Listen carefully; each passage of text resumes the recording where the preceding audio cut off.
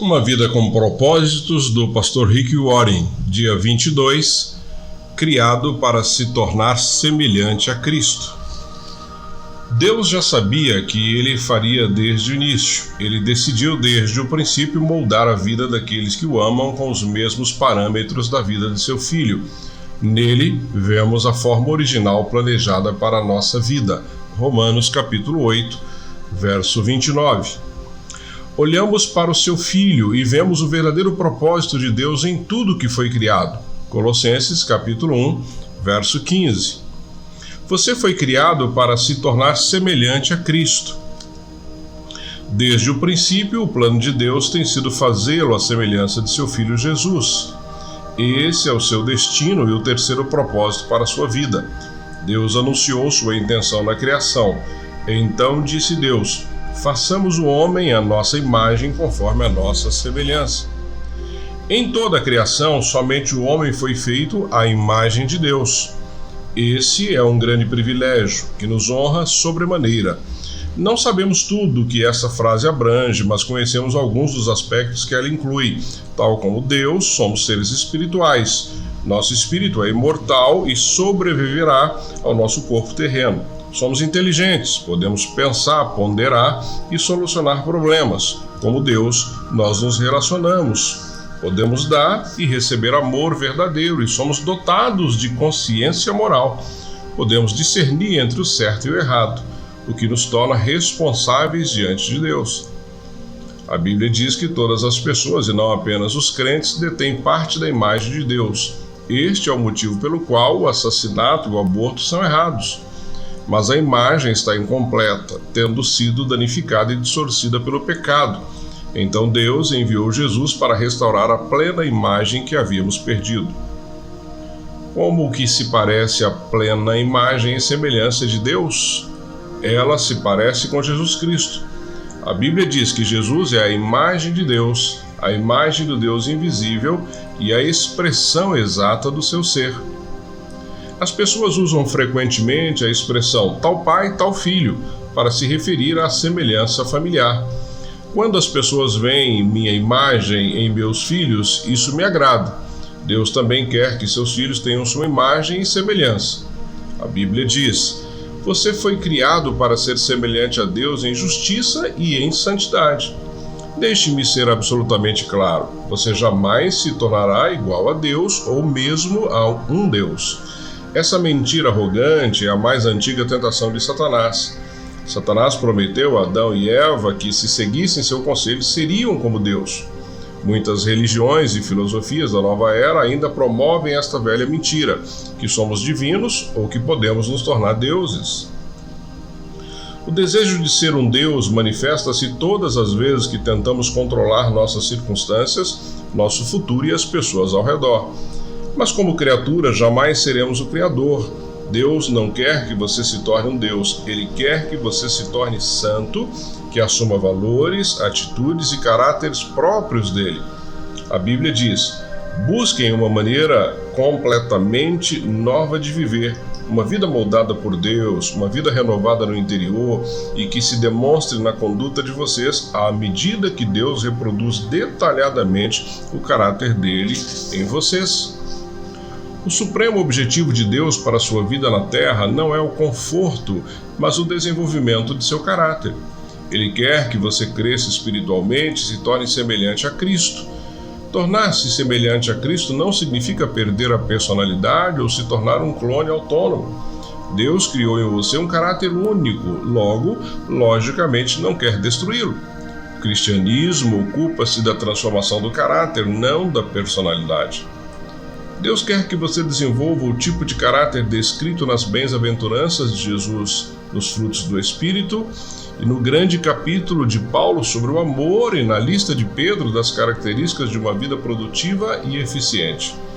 Toda vez que esquece que o caráter é um dos propósitos de Deus para a sua vida, você se torna frustrado pela situação que o cerca. Você pensa consigo mesmo: por que isso está acontecendo comigo? Por que estou passando por momentos tão difíceis?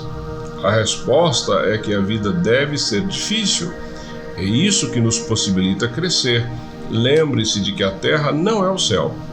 Muitos cristãos interpretam erroneamente a promessa de Jesus de vida em abundância, como se fosse saúde perfeita, estilo de vida confortável, felicidade constante, plena realização dos sonhos e o alívio instantâneo dos problemas por meio da fé e da oração.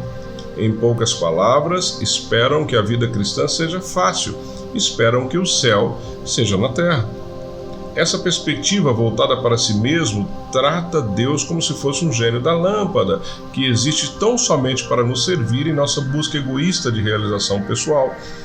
Mas Deus não é nosso criado e, caso não deixemos levar pela ideia de que a vida deve ser fácil, ou ficaremos grandemente desapontados, ou viveremos nos recusando a aceitar a realidade.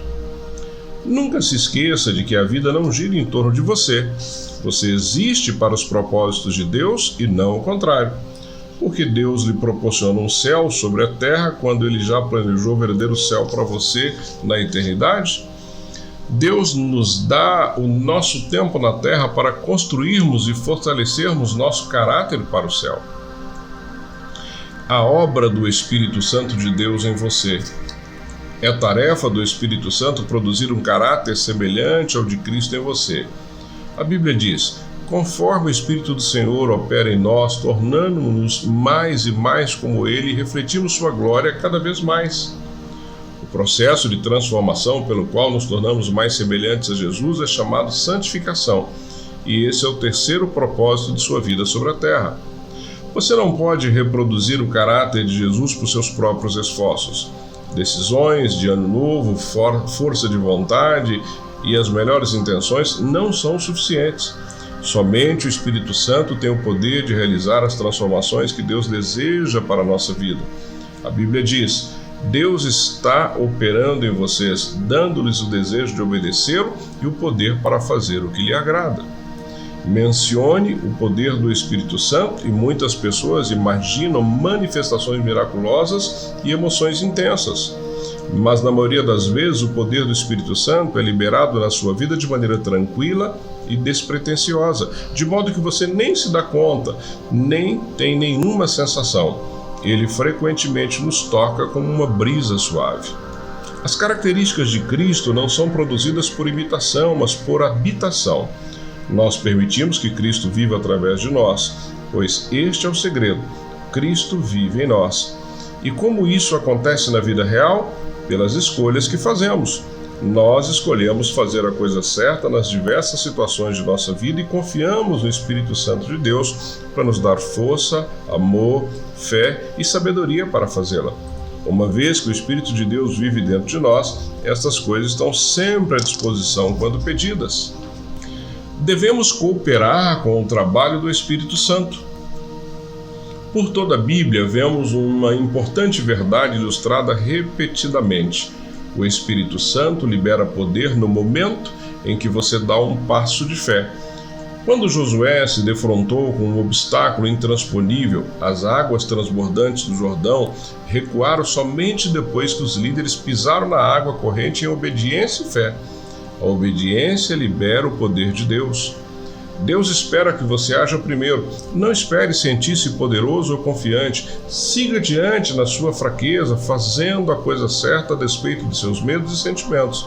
É assim que você coopera com o Espírito Santo e essa é a forma que seu caráter se desenvolve.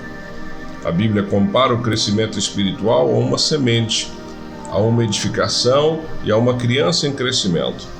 Cada metáfora exige uma participação ativa. Sementes devem ser plantadas e cuidadas.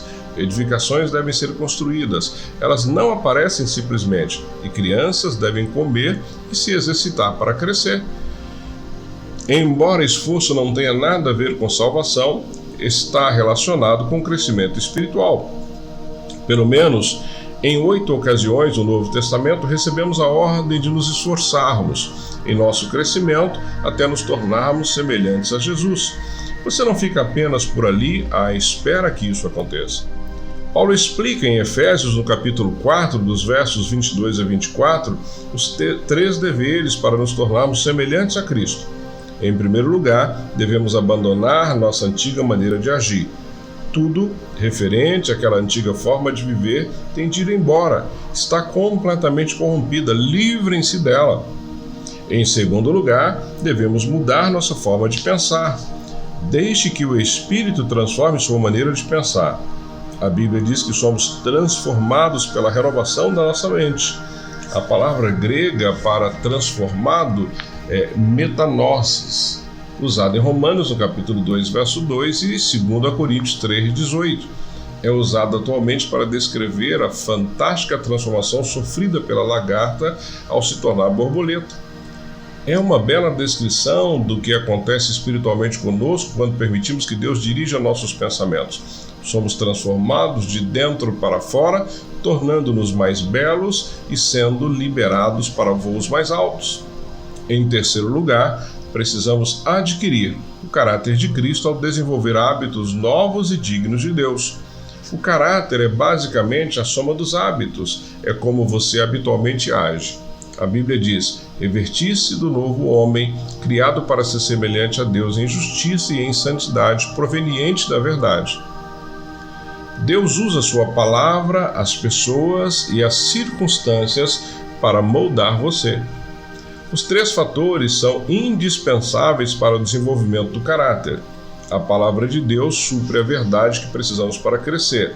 Os filhos de Deus suprem o apoio que precisamos para crescer. E as circunstâncias suprem o ambiente que precisamos para pôr em prática as características de Cristo.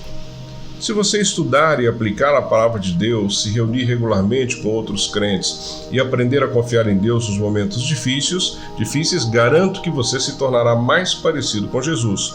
Veremos cada um desses ingredientes para o crescimento nos capítulos a seguir. Muitas pessoas presumem que tudo do que necessitam para crescer espiritualmente é estudo bíblico e oração. Mas algumas questões da vida nunca serão transformadas somente por estudo bíblico e oração. Deus usa as palavras. Ele normalmente prefere operar por meio de pessoas a realizar milagres, de forma que dependemos uns dos outros para alcançar comunhão. Ele quer que cresçamos juntos. Em muitas religiões, as pessoas consideradas mais santas e maduras espiritualmente são as que se isolam das outras em monastérios no topo de montanhas, afastadas do pernicioso contato com outras pessoas. Mas este é um mal entendido grosseiro.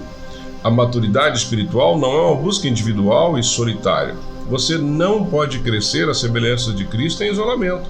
Você deve ter pessoas à volta e interagir com elas. Precisa fazer parte de uma igreja e uma comunidade. Por quê? Porque a verdadeira maturidade espiritual diz respeito a aprender a amar como Jesus amou. E você não pode ser semelhante a Jesus na prática sem que haja relacionamento com outras pessoas. Lembre-se, está tudo em torno do amor, amar a Deus e amar os outros.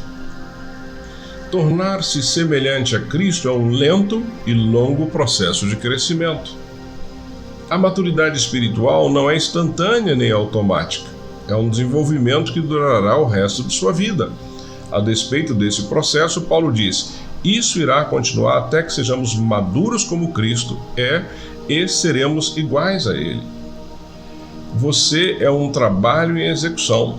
Sua transformação espiritual, no que se refere a desenvolver o caráter de Jesus, durará o resto de sua vida e mesmo assim não será completada aqui na terra.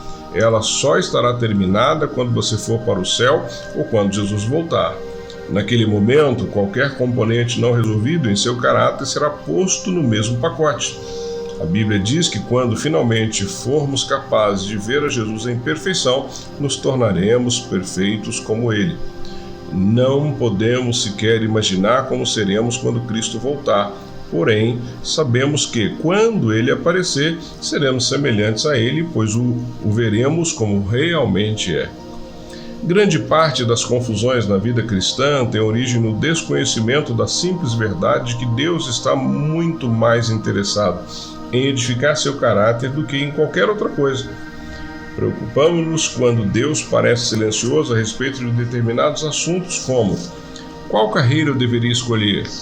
A verdade é que existem muitas carreiras diferentes que poderiam estar de acordo com a vontade de Deus para a sua vida. O que mais importa para Deus é que, seja qual for a sua escolha, você a desempenhe com a postura de Cristo. Deus está muito mais interessado em quem você é do que no que você faz. Nós somos seres humanos e não fazeres humanos. Deus se preocupa muito mais com seu caráter do que com a sua carreira, porque você levará o caráter para a eternidade, mas não a carreira. A Bíblia adverte: não se tornem tão bem ajustados à sua cultura, a qual você se molda mesmo sem pensar. Em vez disso, fixem sua atenção em Deus. Vocês serão transformados de dentro para fora, ao contrário da cultura que está ao seu redor, sempre conduzindo vocês para baixo, para o nível de maturidade. Deus produz o melhor em vocês e desenvolve em vocês uma maturidade bem formada. É preciso que você tome uma decisão contra a sua formação cultural para se concentrar em se tornar mais semelhante a Jesus. Caso contrário, outras forças como amigos, pais, colegas de trabalho e a cultura estabelecida tentarão moldá-lo à própria imagem.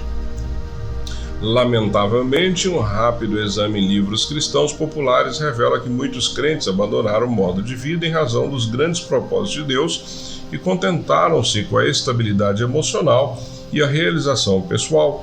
Isso é narcisismo e não discipulado. Jesus não morreu naquela cruz apenas para que pudéssemos levar vidas equilibradas e confortáveis. O seu propósito é muito mais profundo. Ele quer nos tornar como Ele, antes de nos levar para o céu. Esse é o nosso grande privilégio, nossa responsabilidade direta e nosso destino final. Pensando sobre meu propósito, um tema para reflexão. Fui criado para me tornar semelhante a Cristo. Um versículo para memorizar. Conforme o Espírito do Senhor trabalha em nós, tornamos-nos mais e mais como Ele e refletimos ainda mais a sua glória. 2 Coríntios, capítulo 3, verso 18. Uma pergunta para meditar. No dia de hoje, em qual área de minha vida preciso rogar pela operação do Espírito Santo para me tornar mais semelhante a Cristo?